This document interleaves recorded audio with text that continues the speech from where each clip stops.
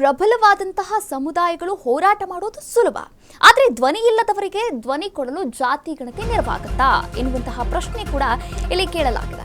ಪ್ರಬಲ ಸಮುದಾಯಗಳು ಹೋರಾಟ ಮಾಡುವುದು ಸುಲಭ, ಆದರೆ ಧ್ವನಿ ಇಲ್ಲದವರಿಗೆ ಧ್ವನಿ ಕೊಡಲು ಜಾತಿ ಗಣತಿ ನೆರವಾಗುತ್ತೆ ಎನ್ನುವಂತಹ ಹೇಳಿಕೆಯನ್ನ ನೀಡುತ್ತಾರೆ.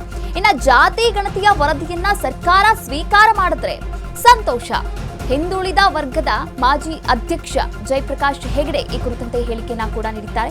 1932ರ ನಂತರ ಯಾವುದೇ ಜಾತಿ ಜನಗಣತಿ ಆಗಲಿಲ್ಲ. ಈಗಿನ ವರದಿಯಲ್ಲಿ 5,98,00,000 ಜನರ ಸ್ಯಾಂಪಲ್ ಸಿಕ್ಕಿದೆ.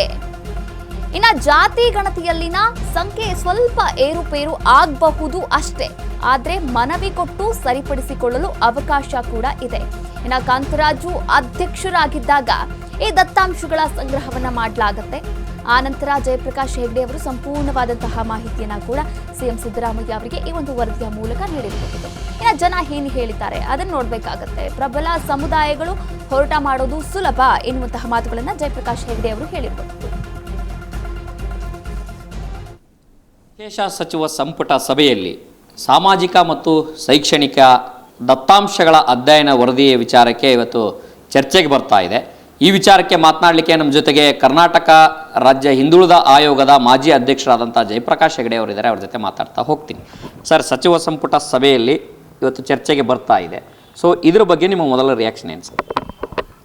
ಭಾಳ ಸಂತೋಷ. ಯಾಕಂದರೆ ಕ್ಯಾಬಿನೆಟ್ನಲ್ಲಿ ಚರ್ಚೆ ಆಗಿ ಅದರಲ್ಲಿ ಒಂದು ಒಳ್ಳೆಯ ತೀರ್ಮಾನ ತಗೊಂಡ್ರೆ ಅದಕ್ಕಿಂತ ಸಂತೋಷ ಬೇರೆ ಯಾವುದಿಲ್ಲ. ಯಾಕಂದರೆ ಆ ಒಂದು ದತ್ತಾಂಶವನ್ನು ಸಂಗ್ರಹ ಮಾಡಲಿಕ್ಕೆ ಎಷ್ಟು ಕಷ್ಟಪಟ್ಟಿದ್ದಾರೆ, ಅದರೊಟ್ಟಿಗೆ ಅದರ ಆಧಾರದ ಮೇಲೆ ನಾವೇನು ವರದಿಯನ್ನು ಬರೆದಿದ್ದೇವೆ ಅದು ಸಹ ಭಾಳಷ್ಟು ಸಮುದಾಯಗಳಿಗೆ ಯಾರದ್ದು ಈ ಮೀಸಲಾತಿ ಪಟ್ಟಿಯಲ್ಲೇ ಸೇರಿರಲಿಲ್ಲ ಅವರಿಗೆಲ್ಲ ಸಹಾಯ ಆಗ್ತದೆ ಅನ್ನುವಂಥದ್ದು. ಯಾಕಂದರೆ ಧ್ವನಿ ಇದ್ದವರಿಗೆ ಹೋರಾಟ ಮಾಡಲಿಕ್ಕೆ ಸುಲಭ, ಧ್ವನಿ ಇಲ್ಲದವರಿಗೆ ಧ್ವನಿ ಕೊಡಲಿಕ್ಕೆ ಪ್ರಯತ್ನ ಮಾಡಿದ್ದೀವಿ.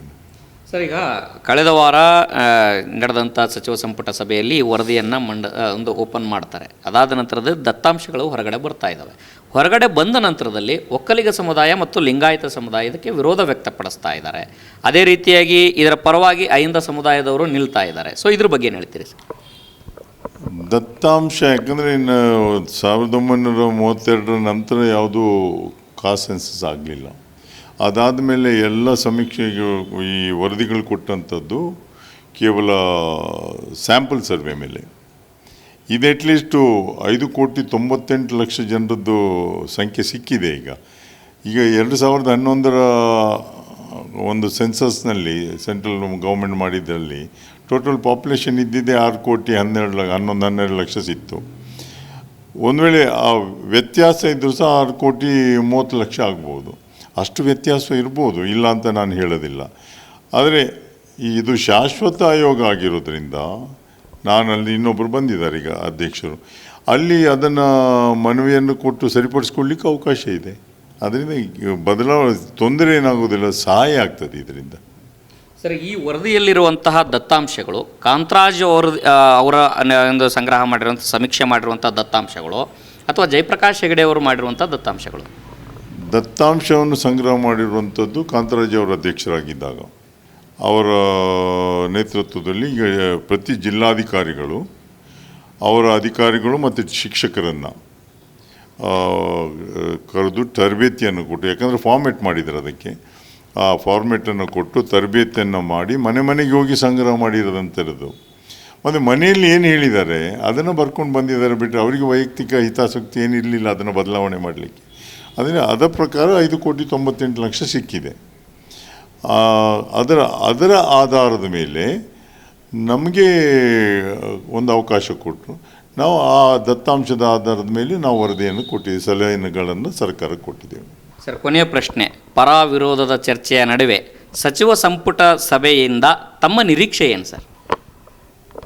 ಆಗಲಿ ಅಂತ ಹಾರೈಸ್ತೇನೆ ನಾನು, ಅದನ್ನು ಅಕ್ಸೆಪ್ಟ್ ಮಾಡಲಿ ಅಂತ ನಾನು ಹಾರೈಸ್ತೇನೆ ಅಷ್ಟೇ.